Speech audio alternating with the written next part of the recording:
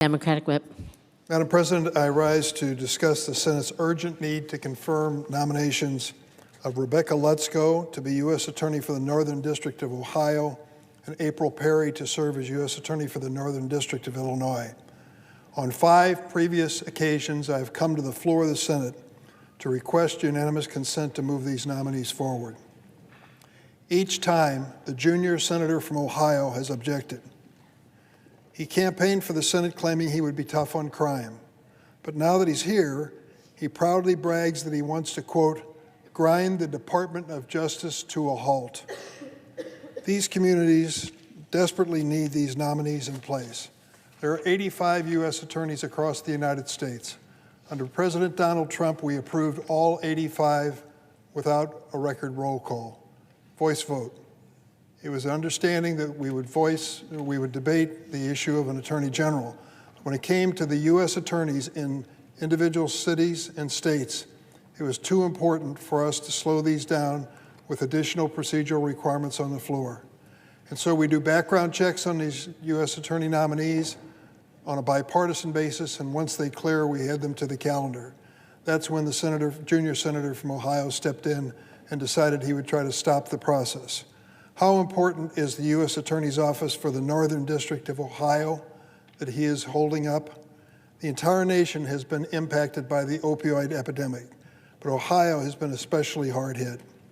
In recent years, fentanyl has been involved in 80% of unintentional drug overdose deaths within the state of Ohio. Last year, federal law enforcement officials and local partners in Ohio seized over 87,000 fentanyl-laden tablets in a span of less than 4 months. And over the course of 1 year, from April 22 to April 23, more than 5,000 Ohioans lost their lives to drug overdoses. 5,000. Let that sink in. On average, every day, 14 Ohio families lose a loved one to drugs. How important is it to have a U.S. attorney in Ohio and in Illinois working on this drug crisis that claims so many lives every single day? Can we really make an excuse that we have some political petulance at work on the floor of the Senate that stops us from putting a prosecutor in place to stop this drug trafficking? The U.S. Attorney for the Northern District of Ohio plays a significant role in holding drug traffickers accountable. Last month, this office secured a 320-month sentence for a Toledo-based man who was a local drug distributor for the Sinaloa cartel and had helped traffic fentanyl, heroin, cocaine, and methamphetamine into the state of Ohio. In addition, federal prosecutors found this defendant had engaged in sex trafficking and secured a 140-month sentence after he was convicted. Notably, the U.S. Attorney's Office coordinated this with both the Toledo Metro Drug Task Force and Toledo Human Trafficking and Child Exploitation Task Force. That's what an efficient U.S. Attorney's Office does to keep the people of Ohio and Illinois safe.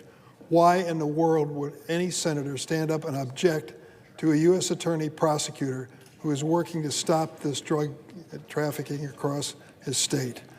Well, the senator from Ohio explained it. He is upset, Madam President. He is upset that the U.S. Department of Justice, through a special counsel, would actually consider indicting the former President of the United States. And because he's upset, and he calls it weaponization, he's going to make sure that in his own state, there's not a federal prosecutor doing the job that should be done to stop narcotics. And in my state of Illinois, the same thing. This is unprecedented. It's not happened in the history of the Senate. You can be upset, petulant, worried, hate it that a friend of yours in politics has been indicted, but to hold that up against the people of Ohio and the families that are dying on such a regular basis from these narcotics, that is short-sighted. That does not really reach the level that we as senators should aspire to. And so, Madam President, I make the following request.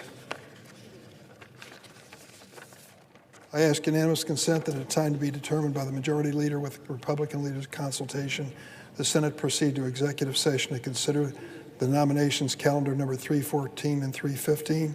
2 minutes for debate equally divided in the usual form on each nomination. That upon the use or yielding back a time, the Senate proceed to vote without intervening action or debate on the nominations in the order listed. The motions to reconsider be considered made and laid upon the table with no intervening action or debate. That no further motions be in order. that the President be immediately notified of the Senate's action and the Senate then resume the legislative session. Is there objection? Madam President. The senator from Ohio. Thank you, Madam President. Reserving the right to object. The senator from Illinois has made two comments that I'd like to respond to. First of all, I think it takes a special amount of gall to be from Joe Biden's political party and to complain about the fentanyl crisis that is ravaging not just Ohio, but the entire country, because it is Joe Biden's border policies that have invited this fentanyl into our country at record levels. And I heard a briefing from the Department of Homeland Security and Customs and Border Patrol today that confirmed that very fact. Second of all, the senator said something I actually agree with, that this hold policy that I've implemented on Department of Justice nominees is unprecedented. He mentions that we have in the past, this body, before I got here, approved a number of Department of Justice nominees through unanimous consent. What the senator from Illinois doesn't mention, Madam President, is that in that time, when these nominations sailed through unanimous consent, the Department of Justice was not trying to throw the political rival of the President of the United States in prison. I object to this because we are living in a banana republic where the president is using his Department of Justice to go after his chief political rival, the person he will appear on the ballot with in about a year. If the Department of Justice will use these nominations for law instead of politics, I am happy to end this hold policy. But so long as the Department of Justice uses its nominations and uses its personnel to go after its political opponents from the President of the United States on down, I will object. Because of that, Madam President, I do object. Objection heard. Madam President, so on average, every day, 14 Ohio families lose a loved one to drugs. The explanation?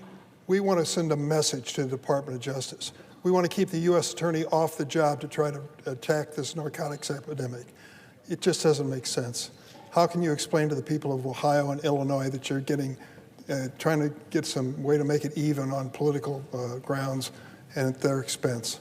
For goodness sakes, for the sake of your families in your own home state, give these U.S. attorneys a chance to fight to make life safer for these families.